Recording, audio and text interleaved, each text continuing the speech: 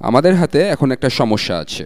ধরি এটা হলো 4 মিটার কিউব আয়তনের একটা পাত্র, কোনো এক ধরনের একটা বেলুন।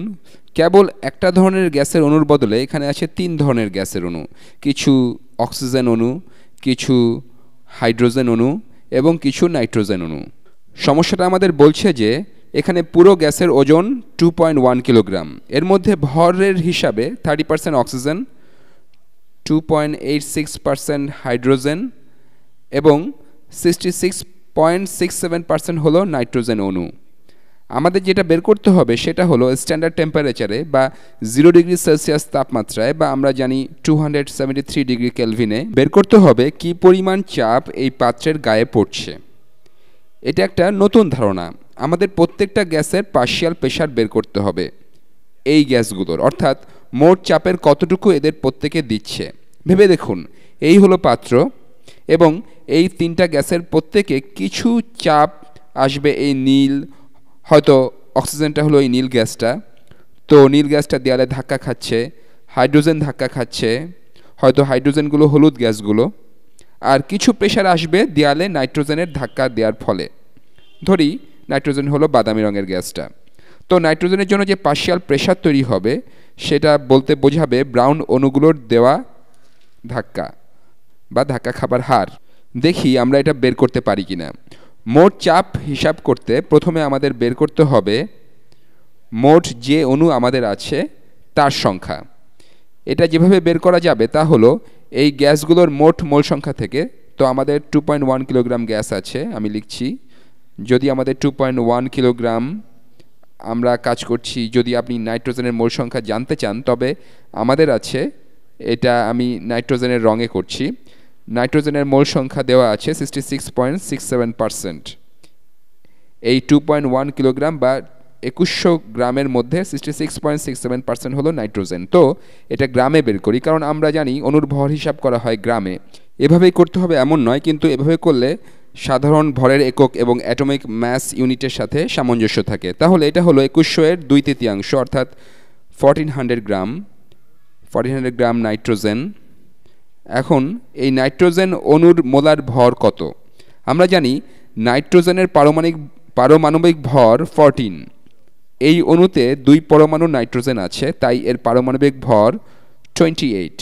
তাহলে এই অণুগুলোর মধ্যে একটির পারমাণবিক ভর 28 বা নাইট্রোজেনের ওজন হবে 28 গ্রাম। এখন এক অণু সমান 28 গ্রাম এবং মোট আছে 1400 গ্রাম। তাহলে আমরা বলতে পারি গ্রাম পার মোল। আমরা আমাদের একক ঠিক রাখতে চাই, তাহলে 1400 গ্রাম ভাগ 28 গ্রাম পার মোল। তাহলে আমরা মোলের সংখ্যা পাব 1400 ভাগ 28 সমান 50। সুন্দর একটা সংখ্যা এসেছে। তাহলে আমরা পাচ্ছি 50 মোল নাইট্রোজেন। 50 মোল নাইট্রোজেন, এটা আমরা এখানে লিখতে পারি 50 মোলস। ঠিক। তাহলে এখন আমরা এরপরে অক্সিজেন। একই প্রক্রিয়া আমরা আবার করব। 30% হলো অক্সিজেন, লিখব O2 সমান 30%। মনে রাখবেন যেই শতাংশগুলো আমি দিয়েছি সেগুলো পুরো ভরের শতাংশ, মোলের শতাংশ নয়। আমাদের মোলের শতকরা ভাগ বের করতে হবে। তো 30.48% অব 2100 গ্রাম সমান হচ্ছে 0.3048 গুণ 2100 গ্রাম সমান হলো 640 এর মতো, রাউন্ড করে নিলাম। তো এটা হলো 640 গ্রাম। তাহলে 1 মোল অক্সিজেন গ্যাসের ভর কত? একটা অক্সিজেন পরমাণুর পারমাণবিক ভর হলো 16। এটা আমরা পর্যায় সারণীতে পাবো, আর আপনারা মনে হয় যথেষ্ট পরিচিত হয়ে গেছেন এটার ব্যাপারে। তাহলে এই অক্সিজেন অণুর ভর হলো 32 অ্যাটমিক ম্যাস ইউনিট। তাহলে অক্সিজেনের 1 মোল সমান হবে 32 গ্রাম। আমাদের আছে 640 গ্রামস। তাহলে আমাদের কত মোল আছে? 640 ভাগ 32 সমান হলো 20। আমাদের 20 মোল অক্সিজেন আছে। এখানে লিখি আমাদের 20 মোল অক্সিজেন আছে। এখন আমাদের হাইড্রোজেন বের করতে হবে। এই পুরোটা 2.86% হলো হাইড্রোজেন। তো দেখি 2100 গ্রাম, মনে রাখবেন আমরা সব হিসাবই করছি গ্রামে, তাই আমাদের একক পরিবর্তন করতে হবে। তো 2100 গুণ 2.86% বা 0.0286 সমান হলো প্রায় 60 গ্রাম।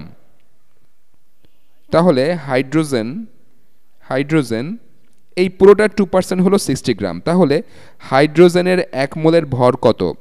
আপনারা জানেন হাইড্রোজেনের পারমাণবিক ভর হলো 1।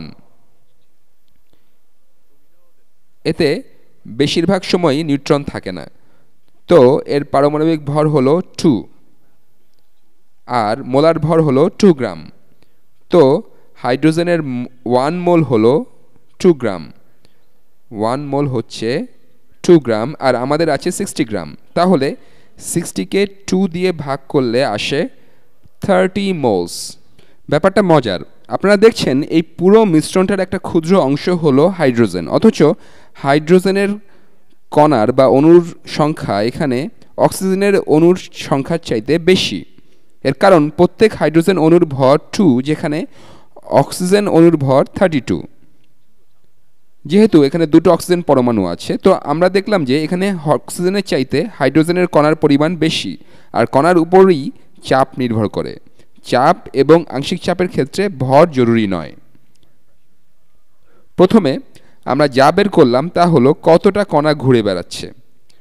20 মোল অক্সিজেন, 30 মোল হাইড্রোজেন আর 50 মোল নাইট্রোজেন যোগ করলে পাবো 100 মোল গ্যাস। তাহলে যদি আমরা প্রথমে মোট চাপ বের করতে চাই, তবে আমরা এই 100 মোলকে ব্যবহার করতে পারি। আচ্ছা, এটা মুছে ফেলি, সমস্যার বর্ণনাটা শুধু রেখে দিই, মুছে ফেলি। এখন আমি তৈরি। আমাদের আছে 100 মোল। আমরা জানি PV = nRT। আমরা P বের করতে চাচ্ছি। P গুণ 4 মিটার কিউবড সমান হলো n হলো 100 মোলস, গুণ R,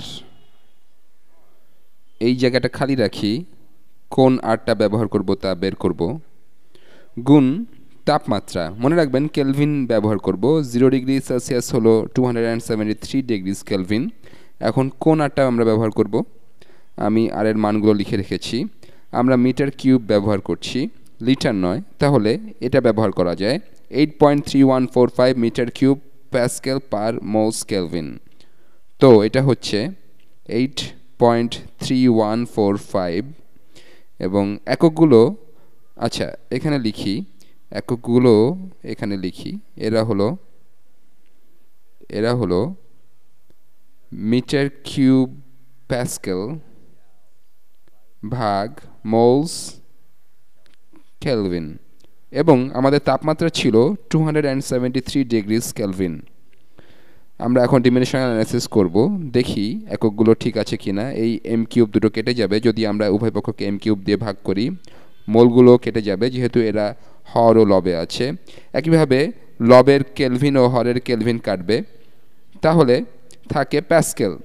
একদম ঠিক, কারণ আমরা চাপ নিয়ে কাজ করছি। এখন যদি 4 দিয়ে উভয় পক্ষকে ভাগ করি, তবে পাই P সমান 100 এর 4 ভাগ, যা হলো 25, গুণ 8.3145 গুণ 273, এবং একমাত্র একক যেটা পড়ে আছে সেটা হলো প্যাসকেল, এটাই চাপের একক। তো হিসেব করি, 25 গুণ 8.3145 গুণ 273 সমান 56,746 প্যাসকেল। এটা খুব উদ্ভর্ষণ আছে, কিন্তু প্যাসকেল আসলে খুব সামান্য পরিমাণ চাপ। আসলে 101,325 প্যাসকেল সমান হলো 1 অ্যাটম। এখন যদি দেখি এটা সমান কত অ্যাটমসফিয়ার, তবে ভাগ করি, এটা অনেক বড় সংখ্যা। দেখি তো, ঠিক 101,325 প্যাসকেলস। আমরা এটা কিলো প্যাসকেলে লিখতে পারি 56.746 কিলো প্যাসকেলস, অথবা যদি অ্যাটমসফিয়ারে লিখি তবে আমরা নেব 56,746 ভাগ 101,325 সমান হলো 0.56 অ্যাটমসফিয়ার্স। তো এটা হলো সবগুলো গ্যাসের প্রদত্ত মোট চাপ। আমি এই ছবিটা কাটিনি, তাহলে এটা হলো মোট চাপ। তাহলে আংশিক চাপটা কত? আমরা এর যে কোনোটা ব্যবহার করতে পারি, এদের একক একই। তাহলে অক্সিজেনের প্রদত্ত আংশিক চাপ কত? আচ্ছা, আমরা তাহলে মোলটা দেখব, কারণ মোট ভর নিয়ে কোনো চিন্তা নেই, কারণ এদের আমরা আদর্শ গ্যাস বলে ধরছি। এদের কেবল কণার সংখ্যাটা কাজে লাগবে, কারণ আমরা বলেছিলাম চাপ গুণ আয়তন সমানুপাতিক কণার সংখ্যা গুণ তাপমাত্রা। এরা সবাই একই তাপমাত্রায় আছে, তাহলে কণাই হলো গুরুত্বপূর্ণ। তাহলে এখানে গ্যাসের কণাগুলো শতকরা 20 ভাগই হলো অক্সিজেন, 100 ভাগের 20 ভাগ। তাহলে অক্সিজেনের আংশিক চাপ আমি এভাবে লিখছি, প্রেশার ডিউ টু অক্সিজেন হচ্ছে মোট চাপের 20%। তাহলে 20% গুণ 56.746 কিলো প্যাসকেলস, আমি এটা নিলাম। অথবা আমি 20% গুণ 0.56 অ্যাটমসফিয়ারও করতে পারতাম, তাহলে অ্যাটমসফিয়ারে চাপ পেতাম। তাহলে অক্সিজেনের প্রদত্ত আংশিক চাপ 0.56 ইতিমধ্যে এখানে আছে, তাহলে গুণ 0.2 সমান হলো 0.112 অ্যাটমসফিয়ার। তাহলে এটা হলো 0.112 অ্যাটমসফিয়ার। এটা হলো 0.56 অ্যাটমসফিয়ারের 20%। কেন? কারণ এটা হলো 100টা কণার 20%, 100টা কণার 20টা কণা হলো অক্সিজেন, 20% অক্সিজেন। তাহলে 20% চাপ হলো অক্সিজেন দ্বারা প্রদত্ত। তাহলে 0.112 অ্যাটমসফিয়ার যদি আমি 56,000-এর 20% নিতাম, তবে 0.2 গুণ 56 প্রায় 11.2 কিলো প্যাসকেল আসতো। আমি এদের যে কোনোটাকেই কেবল 20% দিয়ে গুণ করতে পারি, তাহলে সংখ্যাগুলো এককের উপর ভিত্তি করে বদলাবে। একইভাবে নাইট্রোজেনের আংশিক চাপ কত? যদিও 66% বা 2/3 ভরই হলো নাইট্রোজেনের, কণাগুলোর মাত্র 50% হলো নাইট্রোজেন কণা। তাই নাইট্রোজেন কণার সৃষ্ট চাপ হলো মোট চাপের 50%। মনে রাখবেন, আমরা সব কিছুকে মোলে পরিণত করব, কারণ আমাদের কেবল কণার সংখ্যা দরকার। তো যদি নাইট্রোজেন প্রদত্ত আংশিক চাপ জানতে চান, সেটা হলো এর 50%, তো সেটা হলো প্রায় 28,000। না, আমি বরং পুরোটাই লিখি 28,373 প্যাসকেল। অথবা যদি একে অর্ধেক করি, তবে 28.4 কিলো প্যাসকেল, প্রায় 0.28 অ্যাটমসফিয়ার। সবশেষে যদি আপনি হাইড্রোজেনের কারণে পার্শিয়াল প্রেশার বের করতে চান, অন্য রঙে করি, pressure due to hydrogen atoms বা partial pressure due to hydrogen atoms.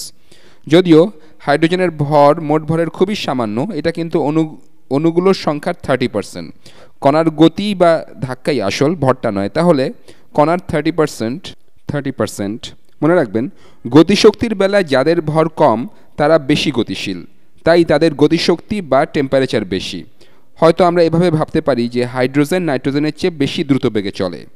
এটা নিয়ে এখন বেশি মাথা ঘামানো দরকার নেই। এখন তাহলে partial pressure due to hydrogen হলো এই সংখ্যাগুলোর যে কোনো একটা 30%, যে কোনোটা নিন, অ্যাটমসফিয়ারে করি। 30% গুণ 0.56 সমান হলো 0.3 গুণ 0.56 সমান 0.168 অ্যাটমসফিয়ার। তাহলে মোট চাপ হবে প্রত্যেকটা আংশিক চাপের যোগফল, প্রত্যেক গ্যাসের আংশিক চাপ। নাইট্রোজেনের আংশিক চাপ যোগ অক্সিজেনের আংশিক চাপ যোগ হাইড্রোজেনের আংশিক চাপ।